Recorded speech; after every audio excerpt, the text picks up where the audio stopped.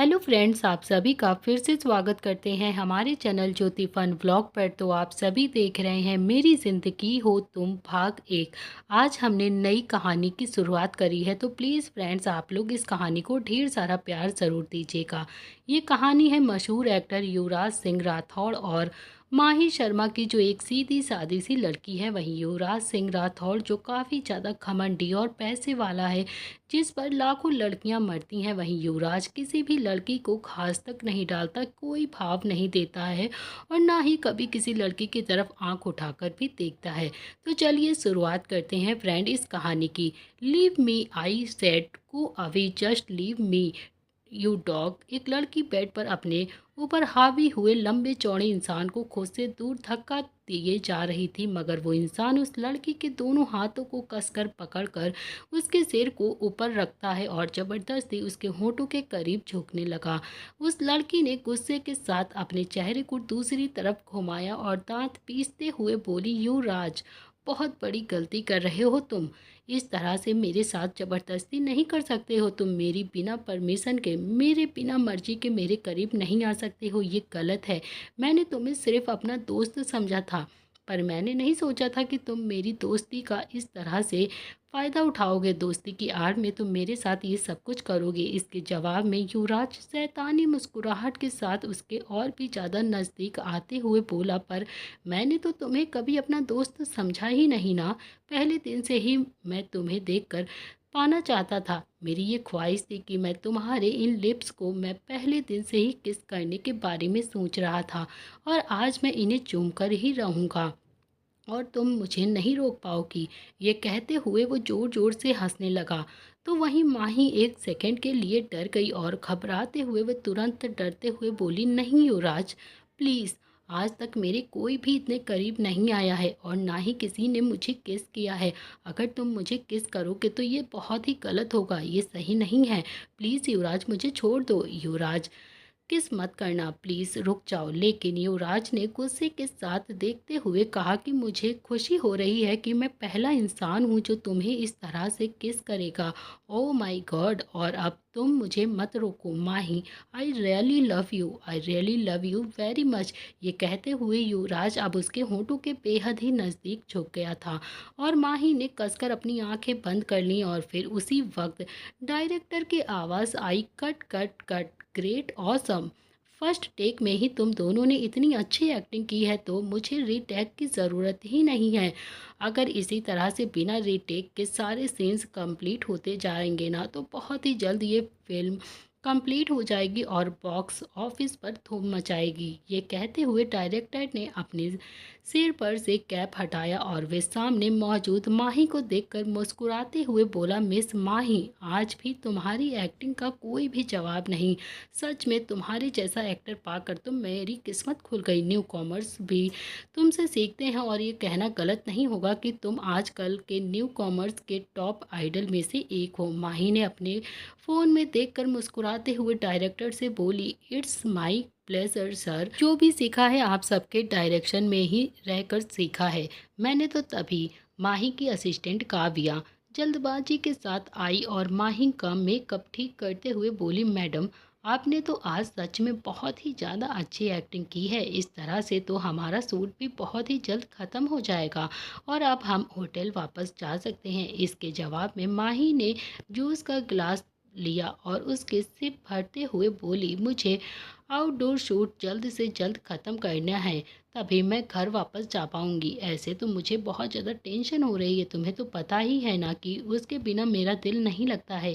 ये सुनकर काव्या ने मुस्कुराते हुए कहा, ओ, तो अब मुझे समझ में आया कि आप इतनी अच्छी एक्टिंग और बिना रीटेक के कैसे कर रही थी इतनी देर से।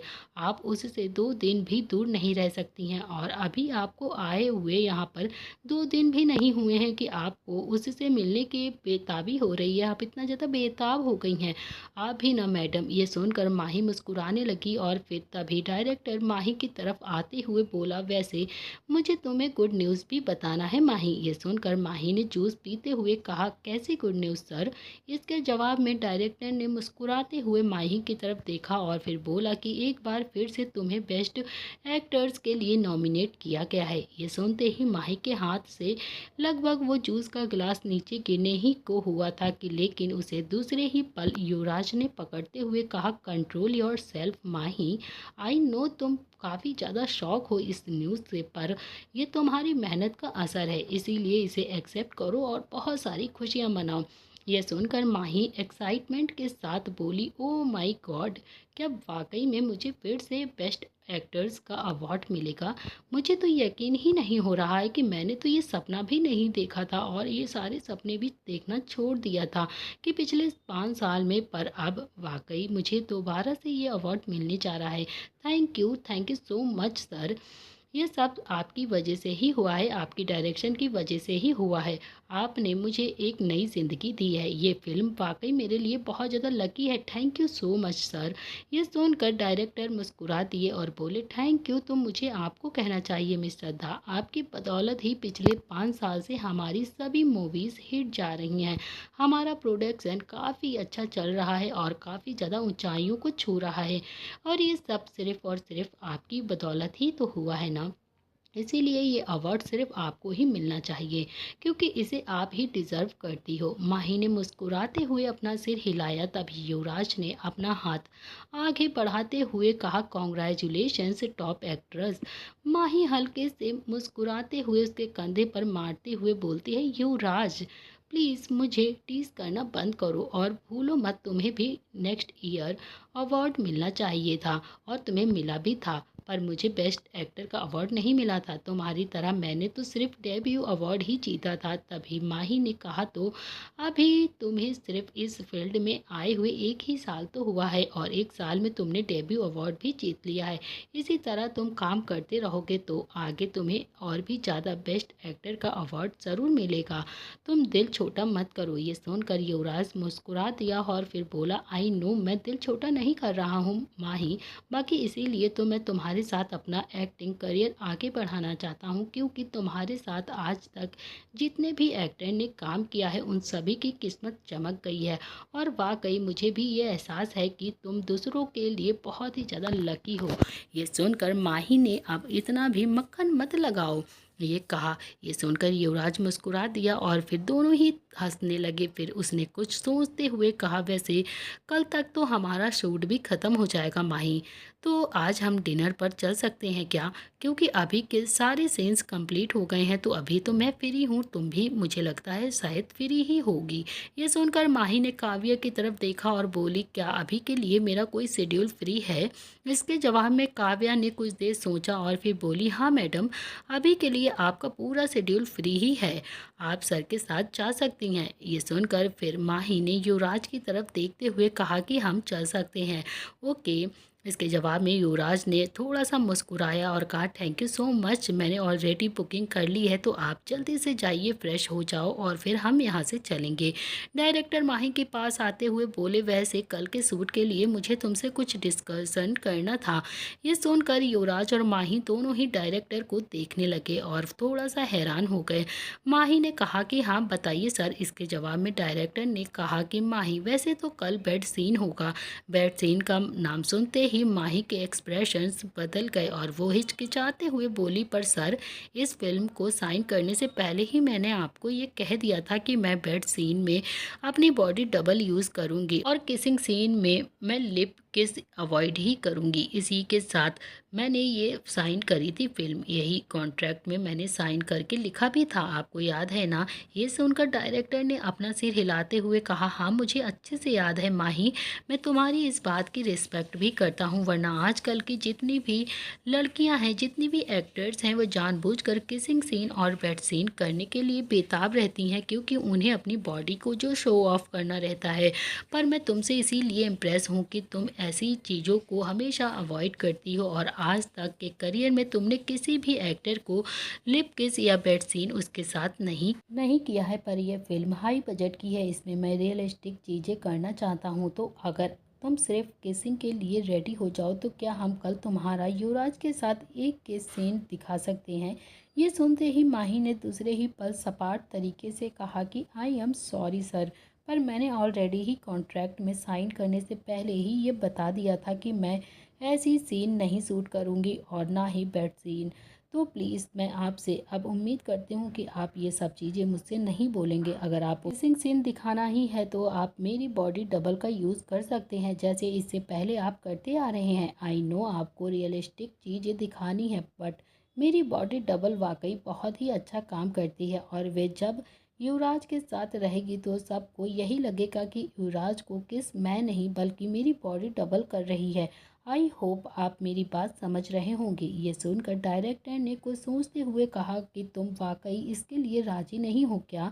इसके जवाब में माही ने उन्हें देखते हुए बोला कि सर, मैंने आपको अपना फैसला बता दिया है। इसके जवाब में डायरेक्टर कुछ कहता उससे पहले ही युवराज ने कहा कि डायरेक्टर सर, अगर वो कंफर्टेबल नहीं है तो कोई बात नहीं, मैं माही की बॉडी डबल के साथ किसिंग सीन कर लूँगा, मुझे कोई प्रॉब्लम नहीं है, इट्स ओके। तभी डायरेक्टर ने गहरी सांस लेते हुए कहा कि ठीक है, अगर तुम बॉडी डबल के साथ कंफर्टेबल हो तो मुझे भी कोई प्रॉब्लम नहीं है, ये तो बहुत अच्छी बात है। ये सुनकर माही ने मुस्कुराते हुए कहा थैंक यू सर। डायरेक्टर ने भी मुस्कुरा दिया और फिर वो वहाँ से निकल गया और अपने रूम की तरफ चला गया। इधर माही भी युवराज को देखकर मुस्कुराई और फिर वो भी वहाँ से अपने रूम की तरफ चली गई। माही जब अपने रूम में आई तो उसने अपने पॉकेट से फ़ोन निकाला। इस वक्त उसका फ़ोन रिंग कर रहा था। फ़ोन पर शो हो रहे नंबर को देखकर उसके चेहरे पर एक अच्छी सी स्माइल आ गई। वो कॉल पिकअप करती हुए सोफे पर जाकर बैठ गई और बोली कैसी हो आप। उधर से मीठी आवाज़ आई ठीक हूँ, तुम्हारा सूट कैसा चल रहा है माही। इसके जवाब में माही ने मुस्कुराते हुए कहा कि मेरा सूट भी बहुत अच्छा चल रहा है दी, पर मैं फ़िलहाल के लिए उसे बहुत ज़्यादा मिस कर रही हूँ। अगर पॉसिबल हो तो प्लीज़ आप मेरी वीडियो कॉल पर उसकी बात करवा दीजिए। उधर से आवाज़ आई माही, अभी तो वो सो रहा है और सच कहूँ तो वो भी तुम्हें बहुत ही ज़्यादा मिस कर रहा है। तुम्हें मिस करते करते वो सो गया है। जब से तुम यहाँ से गई हो ना तब से मेरी जान खा रखा है। तुमसे बात करने के लिए जिद कर रहा था, पर मुझे पता है कि तुम सारा दिन अपने सूट में बिजी रहती हो, इसीलिए मैं उसकी बात तुमसे नहीं करवा पाती हूँ। मुझे बहुत ही ज़्यादा बुरा भी लगता है उसकी ये हालत देखकर, यहाँ तक कि वो मुझसे नाराज़ भी हो जाता है, पर अब मैं क्या करूँ। मैं काम में तुम्हें डिस्टर्ब भी तो नहीं कर सकती हूँ ना। तभी माही ने मुंह बनाते हुए कहा कि दी, मैंने कब कहा है आपको कि मैं अपने भांजे के लिए बिजी हूँ, बल्कि मैं तो अपने भांजे के लिए हर वक्त फ्री रहती हूँ। आप हर वक्त मेरी उससे बात करा सकती हैं। पता है मैं कितनी बैडली तरीके से उसे मिस कर रही हूँ। उसकी वो क्यूट क्यूट सी आवाज़ रात को सोते वक्त मेरे कानों में गूंजती रहती है, इतनी ज़्यादा कि मुझे उसकी याद आती है कि अब तो मैं उसकी आदत सी बन गई हूँ और वो मुझे बहुत ही ज़्यादा मिस करता है। इससे मुझे बहुत बुरा लग रहा है।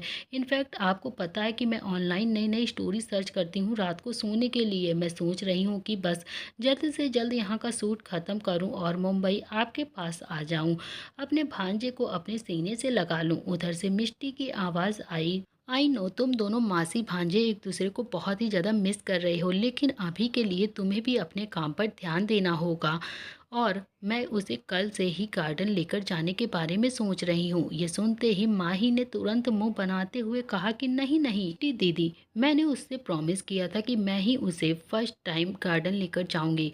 आप उसे गलती से भी मत लेकर जाना, वरना तो वो मुझसे और भी ज़्यादा नाराज़ हो जाएगा। प्लीज़ ऐसी गलती तो बिल्कुल भी मत करिएगा और फिर मैं आपसे नाराज़ हो जाऊंगी अगर वो मुझसे नाराज़ हुआ, समझी आप। उधर से मिष्टी ने हंसते हुए कहा अच्छा बाबा ठीक है, समझ गई। मैं तुम दोनों मासी भांजे की बात नहीं लेकर जाऊंगी उसे गार्डन पर। तुम सूट ख़त्म करके आराम से आना, कोई भी जल्दबाजी नहीं करना। पता चले अपने भांजे को गार्डन ले जाने के लिए तुम वहाँ जल्दबाजी के साथ अपना काम करो। तुम्हें पता है ना कि ये मूवी कितनी ज़्यादा हाई बजट की है और अगर एक बार ये ब्लॉकबस्टर हो गई ना तो फिर तुम्हारा भांजा भी तुम्हें आगे चलकर प्राउड फील करेगा। और सभी उसे एक स्टार के भांजे के नाम से जानेंगे। तभी माही ने प्राउड होकर कहा कि वो तो अभी से ही उसे सब इसी नाम से ही जानते हैं दी। क्या आपको पता नहीं है जब वो खेलने चाहता है तो सब उसकी कितनी ज़्यादा रिस्पेक्ट करते हैं।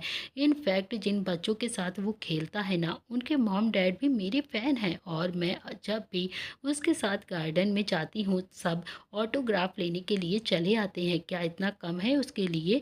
यह सुनकर मिष्टी भी मुस्कुराते हुए बोली, हाँ, तुमने बिल्कुल ठीक कहा है माही। तुम अभी से ही उन सभी की स्टार बन चुकी हो। वैसे तुम अभी शूट करने जाओगी या फिर तुम्हारा कुछ और प्लान है?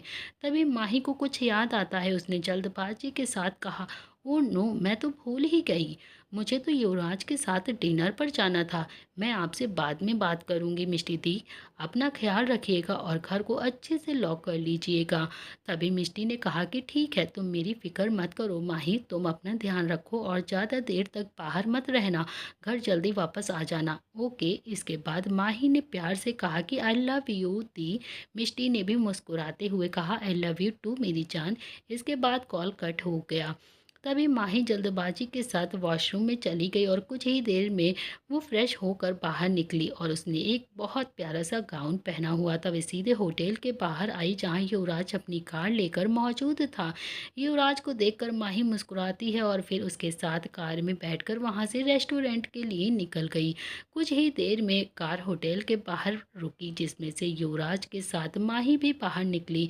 युवराज माही को अंदर लेकर जाते हुए मुस्कुरा कर बोला, हमारी शूटिंग काफ़ी अच्छे से चल रही है। हम काफ़ी ज़्यादा हार्ड वर्क भी कर रहे हैं, इसीलिए हमें आज ड्रिंक भी करना चाहिए जिससे हमारा स्ट्रेस दूर हो जाए। माही ने भी मुस्कुराते हुए कहा कि तुम सही कह रहे हो, हमें ड्रिंक करना चाहिए क्योंकि मैंने भी काफ़ी वक्त से ड्रिंक नहीं किया है। इसके बाद वो प्राइवेट एरिया की तरफ बढ़ गए। युवराज ने उसके लिए चेयर खींची तो माही चेयर पर बैठ गई। जिसके बाद युवराज ने डिनर और ड्रिंक दोनों ही ऑर्डर किया। कुछ देर में ही सर्वेंट डिनर और ड्रिंक लेकर वहाँ पर आ गया और उसने टेबल पर रख दिया। फिर माही डिनर करने लगी। डिनर करते करते युवराज माही को ध्यान से देख रहा था। तभी उसने कुछ सोचते हुए कहा, बाय द वे माही, तुमने बॉयफ्रेंड बनाने के बारे में कुछ सोचा है क्या? ये सुनकर माही खाते खाते रुक गई और वह एक टक युवराज को देखने लगी और युवराज ने मुस्कुराते हुए फिर से कहा कि तुम इतनी खूबसूरत हो और लगातार कई सालों से अवार्ड भी जीतती आ रही हो। मैंने अधिकतर जब तुम्हें बिग स्क्रीन पर देखा था ना, तो मैं सोचता था कि तुम्हारा कौन बॉयफ्रेंड होगा और जो भी तुम्हारा बॉयफ्रेंड होगा ना, तो वो कितना ज़्यादा लकी होगा। पर कभी हिम्मत नहीं हुई कि मैं तुमसे कुछ पूछ सकूं। लेकिन अब जब तुम्हारे साथ मुझे काम करने का मौका मिला है तब मैं जानना चाहता हूं, क्या कभी तुम्हारा कोई बॉयफ्रेंड रहा है या फिर तुमने किसी के साथ अफेयर किया है? तभी माही ने बेरुखी के साथ कहा कि मैं अपने पर्सनल लाइफ पर कोई भी कमेंट नहीं करना चाहती हूँ। ये सुनकर युवराज ने हिचकिचाते हुए फिर से कहा, सॉरी माही, अगर तुम्हें बुरा लगा हो तो, लेकिन मैं तो तुम्हें सिर्फ तुमसे बॉयफ्रेंड के बारे में ही पूछ रहा था। तभी माही ने कहा कि मत पूछो ना, मैं नहीं चाहती हूँ कि कोई भी मेरे अतीत के बारे में या फिर मेरी पर्सनल लाइफ के बारे में जाने। मैं सिर्फ प्रोफेशनली ही तुमसे जुड़ी हूँ ना, तो प्रोफेशनल ही मेरे साथ रहो, वही ज़्यादा बेटर होगा। ये सुनकर वो चुप हो गया और फिर उसके बाद युवराज माही की तरफ ड्रिंक बढ़ाते हुए बोला, शायद मैंने तुम्हें नाराज़ कर दिया, कोई बात नहीं, तुम ड्रिंक कर लो माही। माही ने ड्रिंक का ग्लास उठाया और वो बस चुपचाप ड्रिंक करने लगी। ड्रिंक करने के बाद युवराज मुस्कुराते हुए फिर कहता है कि बाय द वे, अगर तुम मुझे अपना बॉयफ्रेंड बनाना चाहो तो मैं बन सकता हूँ तुम्हारा बॉयफ्रेंड। मैं तुम्हें गर्लफ्रेंड बनाने के लिए हर वक्त तैयार हूँ। यह सुनकर माही उसे मुस्कुराते हुए देखकर बोली, तुम सिर्फ यह मुझे प्रपोज करने के लिए लेकर आए हो क्या? यह सुनकर युवराज भी मुस्कुराते हुए कहा कि हाँ, कुछ ऐसा ही सोच लो। अब हमारी शूटिंग भी ऑलमोस्ट ख़त्म ही होने वाली है, तो मैंने सोचा कि क्यों ना तुम्हें मैं एक बार प्रपोज कर दूँ।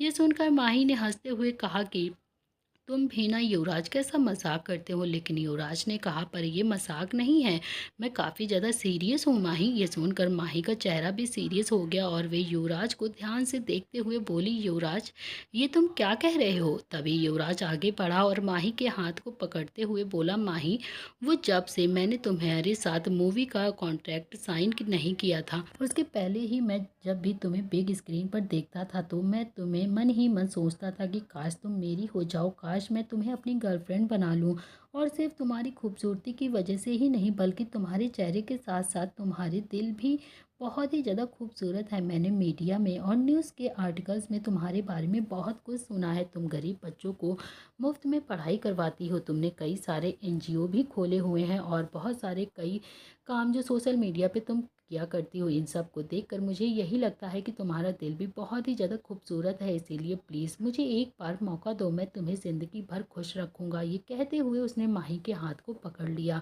माही ने उसके हाथ को अपने हाथों में देखा और गुस्से में फिर वो दूसरे ही पल उसके हाथ को दूर से झटकते हुए माही उसे गुस्से में घूरते हुए बोली, मुझे अगर पता होता कि तुम मुझे डिनर पर लेकर आने के बहाने ये सब बकवास करने वाले हो तो आई प्रॉमिस मैं तुम्हारे साथ कभी भी डिनर पर नहीं आती। तुमने मेरे बारे में इतना कुछ जान रखा है तो क्या तुमने ये नहीं जाना कि आज तक मैं किसी के साथ रिलेशनशिप में नहीं आई हूँ और ना ही मैं आना चाहती हूँ। तुमने ऐसा सोच भी कैसे लिया कि मैं तुम्हें अपना बॉयफ्रेंड बना सकती हूँ? तुम सिर्फ मेरे एक को एक्टर हो, इसके अलावा और कुछ भी नहीं। जैसे ही मूवी ख़त्म हुई हमारा कॉन्ट्रैक्ट भी ख़त्म हो जाएगा। हम सिर्फ फ़ोन से ही एक दूसरे से जुड़े रहेंगे। इसीलिए प्लीज़ अपने दिमाग से ये सारी फाजूल की बातें और बकवास की बातें निकाल दो। यह कहकर वो वहाँ से गुस्से में जाने लगी, लेकिन तभी युवराज आगे आया और माही के हाथ को पकड़ते हुए बोला, माही आई एम सॉरी, मैं वाकई तुम्हें नाराज़ नहीं करना चाहता था, प्लीज़ गुस्सा मत हो। मैं नहीं चाहता था कि इन सब चीज़ों की वजह से हमारी दोस्ती भी टूट जाए, क्योंकि इन 8 महीनों में जब से फिल्म की शूटिंग शुरू हुई है ना, मैंने तुम्हारे साथ बहुत अच्छा बाउंड क्रिएट किया है। अब मैं इस बाउंड को टूटने नहीं दे सकता। प्लीज़ माही मुझे माफ़ कर दो, मैं तुम्हें कभी अब दोबारा इन सब चीज़ों के लिए प्रपोज नहीं करूँगा। इसके जवाब में माही ने उसे गुस्से से देखते हुए कहा कि आखिरी बार जब मैं तुम्हें ये मौका दे रही हूँ, तुम्हें माफ़ कर रही हूँ, दोबारा कभी भी मेरे लव लाइफ या पर्सनल लाइफ में घुसने की कोशिश नहीं करोगे तुम। अब मैं जा रही हूँ, मैं काफ़ी ज़्यादा थक गई हूँ, तुम ड्रिंक ख़त्म करके आ जाना। ये कहकर वो वहाँ से बाहर निकल गई और वहीं युवराज उसे जाता हुआ देखकर अपने हाथों की मुट्ठियों को कसकर बांध लेता है और बोलता है कि मुझे नहीं पता तुम्हारे अतीत में भी ऐसा क्या हुआ है जिससे तुम प्यार का नाम सुनते ही इस तरह से भड़क जाती हो माही, लेकिन मैं इतना ज़रूर जानता हूँ कि अब तुम युवराज सिंह राठौड़ की होकर ही रहोगी, मैं तुम्हें पाकर ही रहूँगा माही, क्योंकि अभी तुमने मेरा सिर्फ एक चेहरा देखा है, दूसरे चेहरे से तुम अभी अनजान हो, और जिस दिन तुमने मेरा दूसरा चेहरा देखा दिन तुम मेरी हो जाओगी। ये कहते हुए युवराज के चेहरे पर एक शैतानी मुस्कुराहट आ गई थी। इधर माही रोड साइड पर आकर खड़ी थी। पूरी रोड काफ़ी सुनसान थी, लेकिन उसके चेहरे पर कोई भी भाव नहीं था। उसने अपना चेहरा ऊपर की तरफ उठाया और वो आसमान की तरफ देखने लगी। आसमान को देखकर उसने अपनी आंखें बंद की और गहरी सांस लेकर बोली, प्यार से अब मुझे नफरत है। मुझे ज़िंदगी में सब कुछ हासिल है, लेकिन मैं चाहकर भी प्यार को हासिल नहीं कर सकती, क्योंकि मुझ जैसी लड़की प्यार डिजर्व ही नहीं करती। और ऐसे भी 5 साल बीत गए हैं। उस इंसान ने ना तो मुझे ढूंढने की कोशिश की और ना ही मेरे बारे में कहीं भी पता लगाने की कोशिश की। शायद वो भी जानता है कि मैं उसके लिए अच्छी लड़की नहीं हूँ, इसीलिए उसने मुझे पूरी तरह से छोड़ दिया है। और मैं खुश भी हूँ, क्योंकि उस कैद से मैं फाइनली बाहर आ गई हूँ और इन 5 सालों में मैंने अपनी लाइफ में बहुत कुछ कर लिया है और अब मुझे वो कैद बिल्कुल भी नहीं चाहिए और ना ही कोई प्यार चाहिए। ये कहते हुए उसने अपनी आंखें खोली और उसके चेहरे पर एक बहुत ही प्यारी सी स्माइल आ गई, जिसे महसूस कर वो बहुत ज़्यादा खुश हो गई। फिर उसने टैक्सी रुकवाई और टैक्सी में बैठकर वो सीधा होटल के लिए निकल गई। जयपुर, रात का वक्त था। अपार्टमेंट में, hello doctor, please come to the apartment, his health is not well. एक लड़की ने घबराते हुए कॉल पर डॉक्टर को अपार्टमेंट में बुलाने के लिए जल्दबाजी के साथ कहा। उधर से डॉक्टर ने अपने लैंग्वेज में जवाब दिया, हम जल्द ही पहुंचने रहे हैं। इसके बाद उस लड़की ने कॉल कट कर दिया और वे तुरंत ही भागते हुए कमरे की तरफ बढ़ी। बेड पर लगभग 3 से 4 साल के एक छोटे से बच्चे को बुखार से तड़पता देख उसकी आंखों में से आंसू आ गए और वह तुरंत उस बच्चे के पास आ गई। उस बच्चे का छोटा सा गोरा चेहरा पीला पड़ा हुआ था, उसकी आंखें बंद थीं और उसका चेहरा काफ़ी ज़्यादा बुखार से तप रहा था।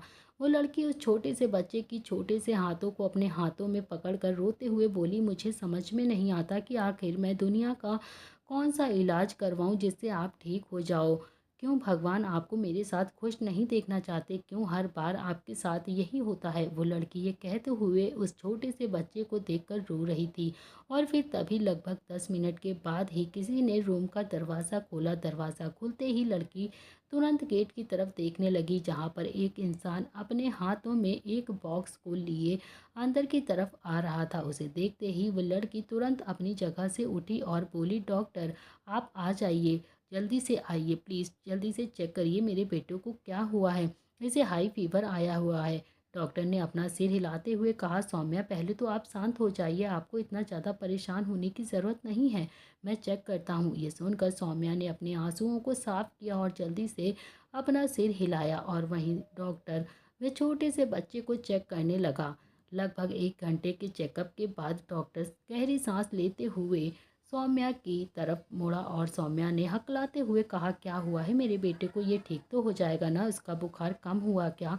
उसके जवाब में डॉक्टर ने गहरी सांस लेकर कहा, मैंने इसकी बीमारी के बारे में आपको पहले ही बता दिया है और मैंने यह भी बताया था कि अगर जल्द से जल्द इसका इलाज नहीं हुआ तो उसकी जान भी जा सकती है। उसका चेहरा पीला पड़ा हुआ है। तुरंत ही डॉक्टर के हाथ को पकड़ते हुए बोली, ऐसा मत कहिए डॉक्टर, आपको पता है ना कि इसके अलावा मेरे पास दूसरा कोई भी नहीं है जिसके सहारे मैं जिंदा रहूं। अगर मेरे बच्चे को कुछ भी हुआ ना तो मैं मर जाऊंगी। मेरा प्रिंस मेरी ज़िंदगी है। डॉक्टर ने उसे समझाते हुए कहा, मुझे अच्छे से पता है आप अपने बच्चे से बहुत ज़्यादा प्यार करती हैं और हर माँ अपने बच्चे से बहुत ज़्यादा प्यार करती है, लेकिन मैंने आपको सोल्यूशन बता दिया था और अब आपको उस पर काम करने की ज़रूरत है। ये सुनकर सौम्या ने हिचकिचाते हुए कहा, क्या इसके अलावा और कोई दूसरा सोल्यूशन नहीं है प्रिंस को पूरी तरह से ठीक करने का? इसके जवाब में डॉक्टर ने अपना सिर ना में हिला दिया और बोला, नहीं, इसके अलावा दूसरा कोई भी रास्ता नहीं है, आपको ये करना ही होगा, वरना इसको इसी तरह से हाई फीवर अटैक आता रहेगा और फिर एक दिन शायद। तभी सौम्या डरते हुए बोली, नहीं, ऐसा कुछ भी नहीं होगा, मेरा बच्चा जिंदगी भर मेरे साथ ही रहेगा, उसे कुछ भी नहीं होने दूंगी मैं, और मैं अब जल्द से जल्द इसके बारे में सोचकर आपको बताती हूँ। इसके जवाब में डॉक्टर ने कहा कि ठीक है, मैं इंतज़ार करूँगा, पर जल्दी से जल्दी फैसला कर लीजिए क्योंकि आपके बेटे की हालत दिन बर दिन बिगड़ती जा रही है। भले ही उसे इस चीज़ का पता नहीं है कि उसके साथ क्या हो रहा है और भले ही वे आप सबके साथ खुश रहता है, तो लेकिन धीरे धीरे करके उसकी बीमारी उसे अंदर ही अंदर खा जा रही है, जिसे आगे चलकर बहुत ही बड़ी मुसीबत आ सकती है।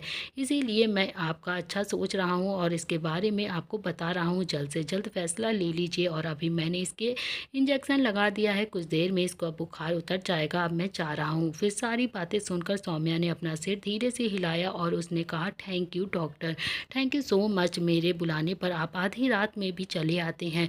आपको बहुत सारे एहसान हैं मेरे ऊपर, इतने कि शायद मैं कभी भूल भी नहीं पाऊंगी। इसके बाद डॉक्टर वहां से चला गया। उसके जाने के बाद सौम्या प्रिंस के पास आकर बैठ गई और फिर से रोने लगी। उसने प्रिंस के हाथ को पकड़ा और उस पर किस करते हुए बोली, शायद आपकी माँ बहुत ही ज़्यादा सेल्फिश है बेटा, वो अपनी सेल्फिशनेस की वजह से ही आपका इलाज ठीक से नहीं करवा पा रही है, आपको जो चाहिए वो आपको नहीं दे पा रही हैं, लेकिन मैं क्या करूँ, मुझे कुछ नहीं समझ में आ रहा है। डॉक्टर के कहने का मतलब साफ है कि अगर अब मैंने देर की तो शायद मैं आपको खो सकती हूँ, पर मैं आपको कभी नहीं खोना चाहती हूँ, मैं कभी आपसे दूर नहीं रह सकती, आप मेरी ज़िंदगी हो। ये कहते हुए उसकी आंखों में फिर से आंसू निकलने लगे। वे नीचे झुकी और प्रिंस के माथे पर किस कर लिया। प्रिंस का छोटा सा चेहरा काफ़ी ज़्यादा मासूम लग रहा था। सौम्या एक टक प्रिंस का चेहरा देखने लगी और फिर उसके चेहरे पर अपने हाथ चलाते हुए बोली, बहुत प्यार से आपको इतना बड़ा किया है मैंने, अब अगर इसके लिए मुझे चाहे जो भी करना पड़ेगा ना तो मैं करूँगी। तभी सौम्या का फ़ोन रिंग हुआ, जिसे सुनकर सौम्या ने अपना फ़ोन उठाया और फिर फ़ोन पर शो हो रहे नंबर को देखकर उसके भाव बदल गए। वो थोड़ा सा घबरा गई। कौन सी बीमारी है प्रिंस को? किसका बेटा है प्रिंस? आखिर प्रिंस को हुआ क्या है? क्या है इन दोनों के अतीत का राज? तो गाइज, आप सब लोग गेस करो तो कौन है ये लड़का और क्या बीमारी है इस लड़के को? ये सब देखने के लिए आपको देखना पड़ेगा इस कहानी का अगला भाग। अगर आपको ये कहानी पसंद आ रही हो तो प्लीज़ चैनल को लाइक शेयर सब्सक्राइब ज़रूर करना। इस कहानी के ये अध्याय को हम यहीं पर समाप्त कर रहे हैं फ्रेंड्स। आज हमने नई कहानी के साथ शुरुआत किया है। हम उम्मीद करते हैं कि आप हमारे चैनल को ढेर सारा प्यार और कहानी को ढेर सारा सपोर्ट ज़रूर करेंगे, क्योंकि फ्रेंड्स आप लोगों की सपोर्ट की वजह से ही हमारा चैनल अच्छे से चल रहा है। और मैं उम्मीद करती हूँ जो मैं नई कहानियाँ लेकर आती हूँ, आपको पसंद आती होंगी। तो फ्रेंड्स, आज के लिए इतना ही। मिलते हैं इस कहानी के अगले भाग में, जो जल्द ही अपलोड होगा चैनल पर। प्लीज़ आपको इस कहानी के कौन से मोमेंट को सबसे ज़्यादा पसंद किया है, वो मोमेंट आप लोग कमेंट बॉक्स में ज़रूर लिखना। Thank you.